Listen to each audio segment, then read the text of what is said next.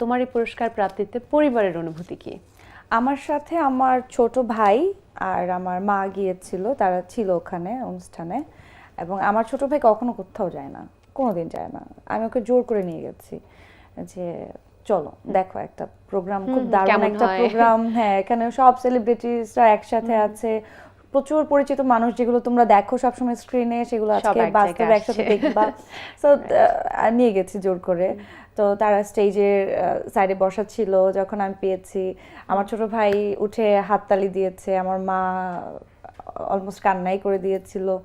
এবং এই যে যে মানে বিষয়টা আসলে, এটা আসলেই মানে আমি ভাষায় প্রকাশ করতে পারবো না যে ভালো লাগাটা কোন পর্যায়ের। অফকোর্স আর কাজের স্বীকৃতি পেয়েছি, এটা তো আমার মনে হয় যে ওই যে অনেক সময় এরকম হয় না যে আমরা খুব ভালো স্টুডেন্ট কিন্তু ভালো রেজাল্ট কখনো যদি করতে না পারি, তখন কিন্তু অনেকে বলে ও ভালো স্টুডেন্ট কিন্তু ভালো রেজাল্ট করতে পারেনি। সো আমার কাছে অ্যাওয়ার্ডটা এরকমই যে আমরা খুব ভালো করলেও যদি আমাদের একটা ভালো অ্যাওয়ার্ড না থাকে, আমাদের একটা স্বীকৃতি না থাকে, সেটা তখন মন প্রয়োজন খারাপটা হয়। কাজ করে। সো হ্যাঁ, নাটক আমি 6 বছর ধরে করছি রেগুলার। হ্যাঁ, তো আমি বলছিলাম যে অ্যাওয়ার্ড তো টুকটাক পাওয়া হয়েছে, বাট এই একটা অ্যাওয়ার্ড যেটা পাওয়ার পরে মনে হয়েছে যে অ্যাকচুয়ালি আমি কোনো অ্যাওয়ার্ড পেয়েছি, যেটা আসলে মানুষ আমাকে ফোন দিয়ে কংগ্রেচুলেশন দিচ্ছে। মানুষ আমাকে বলছে যে আপনি তো এটা পেয়েছেন না। সো যেমন আমাকে ব্যাংকে গিয়েছে, ব্যাংকের একজন বলছে আপু আপনি তো মেল প্রথম আলো পেয়েছেন। সো মনে হলো যে না, আসলে মানে কিছু একটা পেয়েছি এতদিন পরে। এই যে কিছু একটা পাওয়াটা, এটা এতদিন ফিল হচ্ছিল না, যে মনে হচ্ছিল যে না কি জানি পাইনি। সো ইয়াস, এটা পেয়েছি তো অফকোর্স ভালো লাগাটা অনেক বেশি কাজ করছে। আর কাজ তো করি দর্শকদের জন্য, দর্শকরা ভালোবেসে আসলে আমাকে ভোট দিয়েছে এবং আমি আসলে এক্সপেক্ট করিনি আমি পাবো। মানে আমার মনে হচ্ছিল যে হয়তো বা শেষ মুহূর্তে গিয়ে আমি নাও পেতে পারি।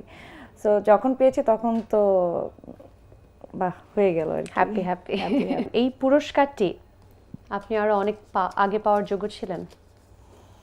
বাপরে বাপ।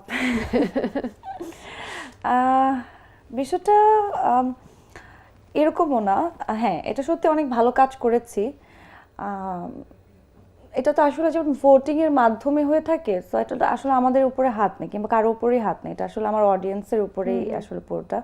তো আমার অনেক অডিয়েন্স এমনও ছিল যারা হয়তো আমার কাজ দেখেছে কিন্তু ভোটটা দেয়নি, কিংবা বুঝে নাই, কিংবা ওটা হয়নি, কখনো হয়ে ওঠেনি।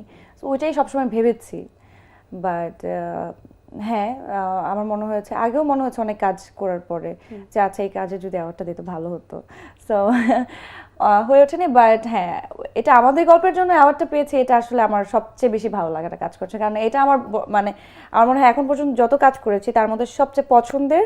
এবং এই কাজটি আমাকে মানুষ অনেক দিন আমাকে ওই মেহেরিন চরিত্রের মাধ্যমে মনে রাখবে। সো এটার জন্য অ্যাওয়ার্ড পেয়েছে দেখে আমি আরো অনেক বেশি হ্যাপি আসলে।